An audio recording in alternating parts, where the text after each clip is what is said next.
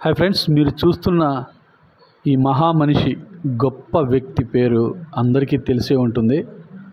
తెలియని వారి కోసం ఆయన గురించి చెప్పాలని మేము ముందుకు వచ్చాను. ఈయన పేరు దరిపల్లి రామయ్య, కానీ వనజీవి రామయ్యగా అందరికీ పరిచయమే. ఖమ్మం జిల్లాలో ఇద్దరు రామయ్యలు ఉన్నారు. ఒక రామయ్య భద్రాచలంలో ఉంటే ఇంకో రామయ్య ఖమ్మంలో ఉన్నాడు. ఆ రాముడు ఏం చేశాడో అవి మన కథలుగా వింటుంగా తెలుసు, కానీ ఈ రామయ్య ఏం చేస్తున్నాడో ఇప్పుడు మనం చూస్తున్నాం. ఒక్క మామిడి మొక్క నాటడంతో మొదలైన తన జీవిత ప్రస్థానం కోట్ల మొక్కలు నాటే వరకు వెళ్ళింది. విత్తనం నుంచి పద్మం వరకు, అంటే ఆయనకి పద్మశ్రీ వరకు ఒక మొక్క ఆయన్ని అక్కడ వరకు తీసుకెళ్ళింది. వృక్షాలంటే ఆయనకు ప్రాణం. వృక్షో రక్షితి రక్షతః అని బోర్డులు కిరీటాల్లా తగిలించుకొని ఆయన వెళుతూ ఉంటారు. రామయ్య ఎక్కడ కనపడినా ఆయన వెనక చెట్లు కూడా ఉంటాయి. అంత గొప్ప మహామనిషి జీవిత చరిత్రని సినిమాగా తీయాలనే నా సంకల్పం ఆయన వద్దకు తీసుకెళ్ళింది. నా కోరికను ఆయనకి చెప్పగానే ఆయన తన బయోపిక్ని తీసుకోమని పూర్తి హక్కులు నాకు ఇవ్వడం నిజంగా నాకు చాలా ఆనందంగా ఉంది. నేను అభిరుచి గల నిర్మాతల కోసం చూస్తున్నాను. తప్పకుండా ఈ చిత్రాన్ని తీసి భారతదేశంలోనే ఒక గొప్ప వ్యక్తిని పరిచయం చేశాను అనే ఆనందం కలుగుతుందని ఆశిస్తున్నాను. ఎవరైనా ఆసక్తి గల నిర్మాతలుంటే తప్పకుండా నన్ను కలవచ్చు.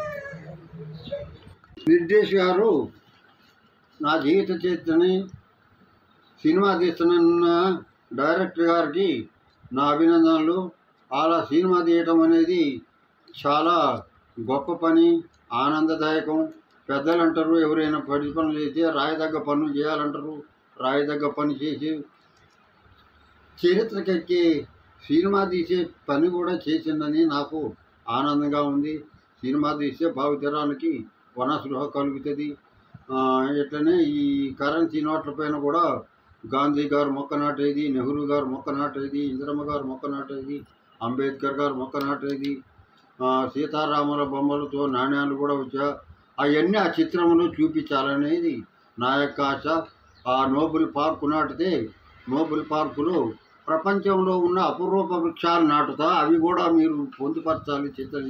ఏమిటి అపురూప వృక్షాలంటే, బావోబా వృక్షం ఉందట మడగాస్కర్లో. 1,20,000 లీటర్ల నీటిని నిల్వ ఉంచుకుంటుందట చెట్టు. ఆ చెట్లు మన ఇండియాలో తెలంగాణలో నాటాలని. కొబ్బరి నీళ్ళలాగా ఉంటాయట, తాగుతారట. మొక్క ₹1,00,000 ఇద్దట. మేము కొనలేకపోతా ఉన్నా, ఒక్క చెట్టు అయినా వేసి విత్తనాలు తయారు చేసుకోవాలనేది. ఆ చెట్టు తైవాన్లో పాల వృక్షం ఉందట. ఆ చెట్టుకి పాలు ఆవు పాలులాగా ఉంటాడు, తాగుతారు, టీ చేస్తారు, పెరుగు కాదట. ఆ చెట్టు వేయాలి. ఒక దేశంలో డీజిల్న పోలిన ఇంధనం వస్తుందట, డీజిల్గా పనిచేస్తుంది. ఇలాంటి చెట్లన్నీ అపురూపమైనవి. ఒక దేశంలో పెద్ద పత్తి చెట్టు అట. 1 సంవత్సరం చెట్టు వేస్తే 6 సంవత్సరాలు కోసుకోవచ్చు అట పత్తి. మరి ఇప్పుడు రైతులు ప్యాకెట్ తెచ్చి విత్తనాలు పెడితే మళ్ళీ తేవాల్సి వస్తుంది. అలా రైతు నష్టపోకుంటుంటాడు. తర్వాత ఇంకో దేశంలో ఒక చెట్టు ఉందట.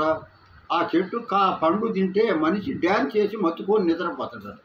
ఈ బీర్లు బార్లు తాగపోకుండా మరి ఆ పండు తినొచ్చు కదా, అలసట పోద్ది కదా, డ్యాన్స్ చేస్తాడంటే ఎంత గొప్ప, మరి అంత హుషారు వస్తుంది. ఆ చెట్టు, ఇలాంటి చెట్లు వేయాలనేది నా ఆశ.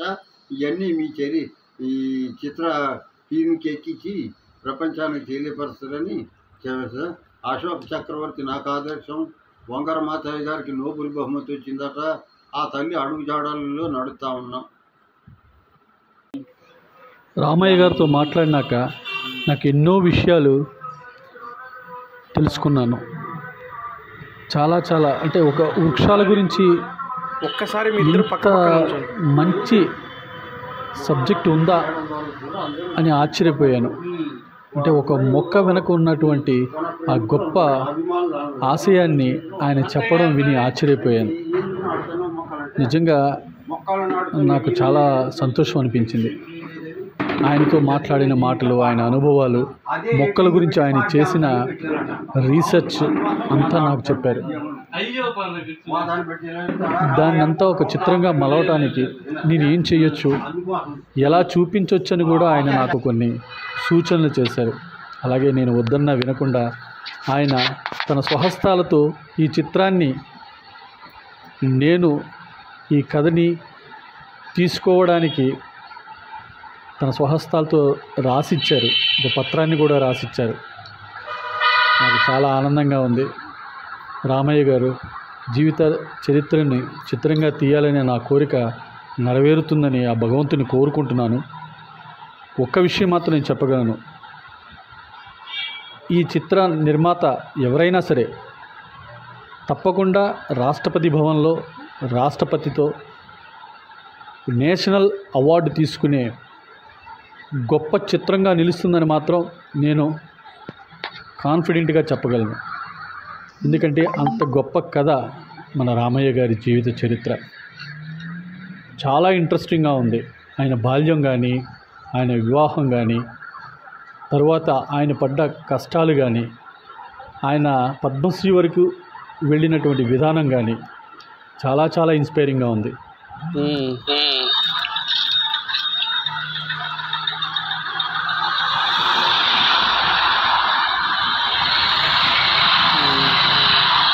ఆయనకు చిత్రాన్ని తీసుకునే అవకాశం ఇచ్చినందుకు కృతజ్ఞతతో ఆయన పిల్లల్ని కలిశాను, ఆయన బంధువుల్ని కలిశాను, ఆయన మనవళ్ళని కలిశాను. అందరి దగ్గర ఆయన గురించి తెలుసుకున్నాను.